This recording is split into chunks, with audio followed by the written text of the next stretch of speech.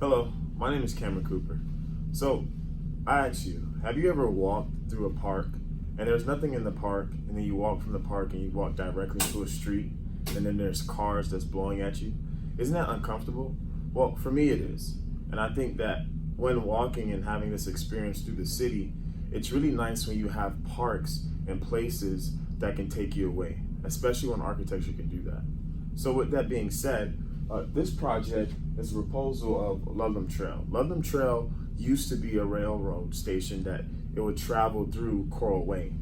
It's a 6 mile path that was used in the early 30s, 1930s specifically, and got shut down. With that, the land use is still open. And my proposal now is to redesign the part of Ludlam Trail that's along Coral Way to bring in architecture that can help revitalize not only in the environment, dealing with things like sustainability, but also help provide a social impact that can maybe be used beyond just the city of Coral Way.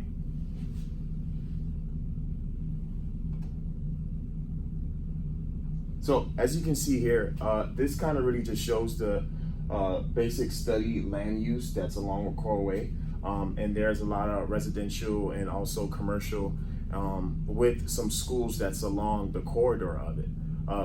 Looking at that offers really an opportunity to now create a park, a linear park that goes between those avenues that can be able to source things like community gardens, also be able to provide educational centers for the schools that's along this path, and allow people now to travel through this path. Really taking away just the car use that we do from a day to day, and having things like bike activities and walking and jogging. This was one of the first proposal designs based on the condition. As you can see here, it's just land. It's just land, there's nothing there. And then this was me now looking at how architecture can help revitalize the area, also dealing with sustainability. So having a bridge where people don't have to cross on the regular street anymore, this really saves not only liabilities of people getting hit, but also it makes it enjoyable when people want to actually go outside and have a bike ride. Also putting more vegetation and trees that can help enhance the city.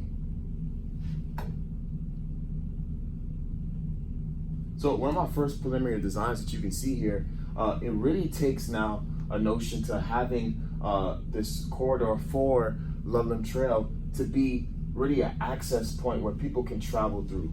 You can see that it's a lot of green spaces, and it really connects now to the existing houses that's there. And then also the street now, the street almost becomes, just an option. It's an option now. It's not the only option that there was before that allows people to travel through.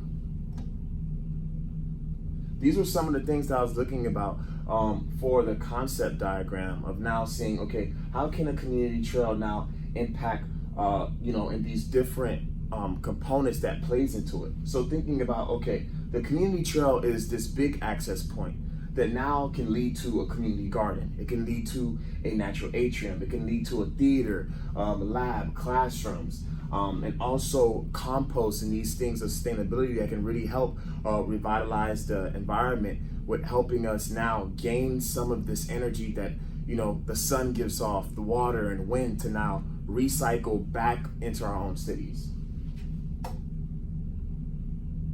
You can see here I also did a study of seeing how with really putting more vegetation onto this park use, how we can even get green waste and now be able to use it back as compost and fertilizers, and really help bring the light of Miami being such a place where, okay, number one, everybody has to have a car. You have to go from A to B. But now, how do you have this other option that could present not only a better way of traveling as far as safety, but as far as also health? And then this is a version of how the park would look. For me, I would want to go to this park. You can see you have somebody riding on their bike. You can see that the space is really open, and you step away from the city. It allows you now to get to the point of, okay, I'm in Miami, but yet I'm outside of Miami. I'm really capturing the beauty of what parks and environments can be like in Miami if we choose to do this.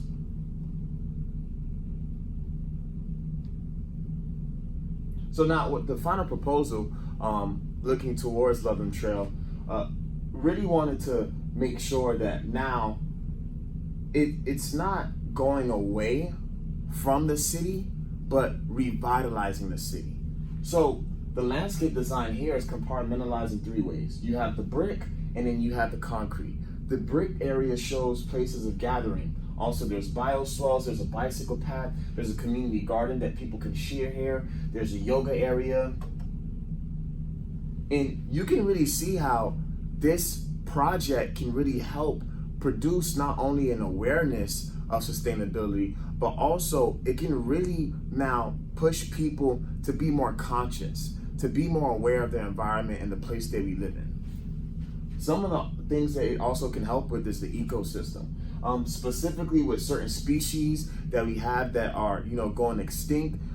We also have a lot of monarch butterflies here that people don't necessarily know about. So education is also a key factor into this. And we can use this architecture and we can use this space to not only just build up things, not just for property value, but also for value of the mind, value of the body. And as you can see here, you can see some more of the diagrams, some more of the pictures. And then also too, you can see the solar analysis of how much the building would be able to take in from having solar panels to these overhangs that can not only produce energy, but yet protect you too from the outdoors. And then this is how the building will look itself. I feel like I want to go to a place that looks like this, but not only looks good, but it also is good for me.